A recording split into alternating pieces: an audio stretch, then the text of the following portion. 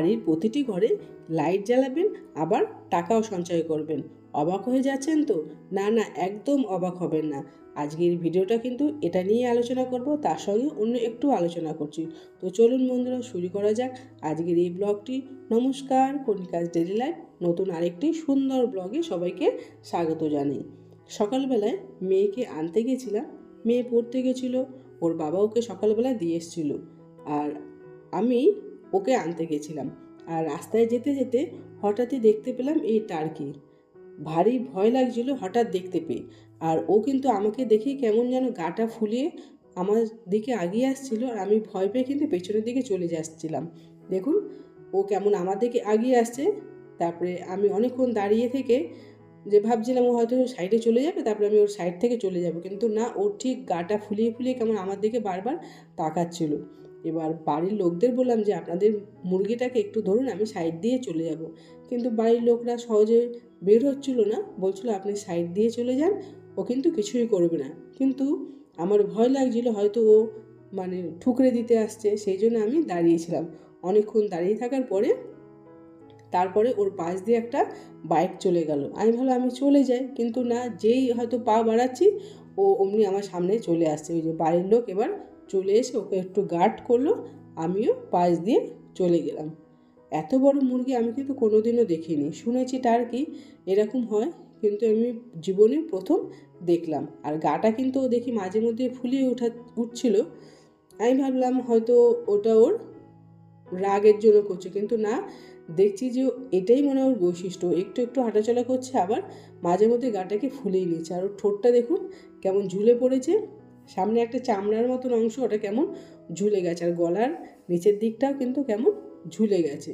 আর এই মুরগিটার বয়স মনে হয় অনেকটাই হয়েছে, সেই জন্য হয়তো এরকম হয়ে গেছে। ও এবার এখানে ঘুরে ঘুরে একটু খাচ্ছে।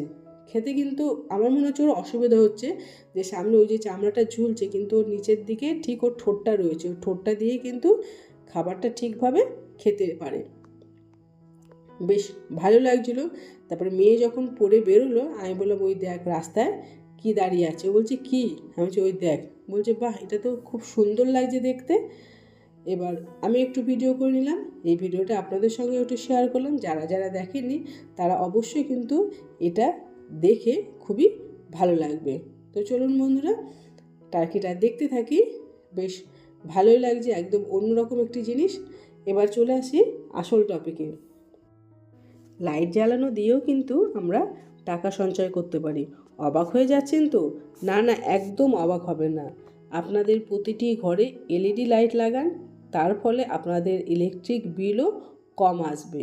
তাতেও কিন্তু কিছুটা হলেও আপনাদের টাকা সঞ্চয় হবে। এইভাবেই কিন্তু ছোট ছোট জিনিস দিয়ে কিন্তু আমরা অল্প অল্প করে টাকা জমাতে পারি। যখন অল্প অল্প টাকা জমে অনেকটা আকার ধারণ করবে, তখন বুঝতে পারবেন যে আপনি কতটা ভালো কাজ করেছেন। সন্ধেবেলায় প্রতিটি ঘরে লাইট জ্বালাতে হয়, প্রতিটি ঘর বারান্দা সব জায়গায় কিন্তু লাইট জ্বালাতে হয়। সেইখানে যদি আপনারা কম পাওয়ারের এলইডি লাইট লাগাতে পারেন, তাহলে তো সোনায় একদম সোহাগা। দেখবেন ইলেকট্রিক বিল কত কম আসবে, এতেও কিন্তু অনেকটা টাকা সঞ্চয় করা যাবে।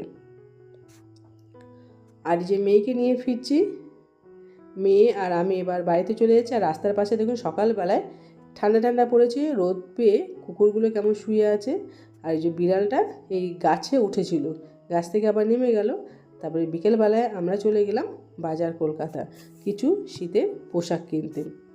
প্রত্যেক বছরই কিছু না কিছু শীতের পোশাক কিনতে হয় ছোটোখাটো। আর ঠিক ঠান্ডা পড়ার আগে আগে কিনে নিলে কি হয়, এই শীতের পোশাকগুলোতে অনেকটা কম দামে পাওয়া যায়, এতেও কিন্তু অনেকটা টাকা সঞ্চয় হয়। যখন বেশি শীত পড়বে তখন মানুষের চাহিদা বাড়বে, আর তখন কিন্তু জিনিসের দামও বেড়ে যায়। সেই জন্য আপনারা কিন্তু সবসময় চেষ্টা করবেন যে শীতের আগে আগে জামা কাপড় কিনে নিতে, নয়তো শীত যখন চলে যাবে তারপরে দেখবেন অনেকটা কম দামে কিন্তু শীতের জামা কাপড়গুলো বিক্রি করে, তখন কিন্তু আপনারা কিনে নিতে পারেন। এখানেও কিন্তু প্রচুর পরিমাণে টাকা আপনারা সঞ্চয় করতে পারেন। এবার আমার জন্য আমি একটা জ্যাকেট নিয়ে নিয়েছি। এবার ওর বাবা ঘুরে বেড়াচ্ছে যে কী নিতে পারে, হাতের বগলে কিন্তু একটা জ্যাকেট ধরে রেখেছে, তাও দেখছে। যা হোক, একটা হুডি পছন্দ করে কিনে নিয়েছে, যে মেয়ে কাঁধে ব্যাগ নিয়ে শপিং করে বেরোচ্ছে। এবার এগুলিকে বিল করে নেব। তারপরে মেয়ে আবার একটু ঘুরে ঘুরে দেখছে যে ওর বোনের মতো কি জামা আছে, কিন্তু ওর বোন এত রোগা, এগুলো গায়ে দিলে মোটে ওর হবে না। সেই জন্য একটু ঘুরে ঘুরে দেখছে আর বলছে, মা এটা কিন্তু বোনের ভালো লাগবে, এটা কিন্তু বোনের ভালো লাগবে। আমি বললাম, দেখ বোন এত রোগা, আর বোনকে কিন্তু এই জামাগুলো পরলে ভালো লাগবে না। তারপরে বাড়িতে এসে এই যে এখানে টেংরির স্টু বানালাম। এখানে হচ্ছে মটনের টেংরির স্টু, গাজর আর বিনস আর পেঁয়াজ দিয়ে আর একটু বাটার দিয়ে গোলমরিচের গুঁড়ো দিয়ে বেশ ভালো করে ভেজে নিয়ে স্টুটা বানিয়ে নিয়েছি। এটা খেতে কিন্তু দারুণ, আর শীতকালে এটা খেতেতেও খুবই ভালো লাগে। আর মেয়ে কিন্তু বারবার বলছে, মা এটা কখন বানাবে, বানিয়ে কিন্তু আমাকে খেতে দেবে। আমি সঙ্গে সঙ্গে বানিয়ে ওকে গরম গরম খেতে দিলাম। ওই যে দেখুন ও খাচ্ছে আর ফু দিয়ে দিয়ে খাচ্ছে, কারণ এটা খুবই গরম আর এগুলো খাওয়া কিন্তু খুবই ভালো। যাই হোক, আমি মেয়েকে দিয়ে দিলাম। মেয়ের বাবা একটু বাইরে ছিল, এবার ওর বাবা বাড়িতে ফিরলে তারপরে আমরা খাবো। এই যে দেখুন, আপনাদেরকে দেখিয়ে দিচ্ছি কী কী কিনেছি।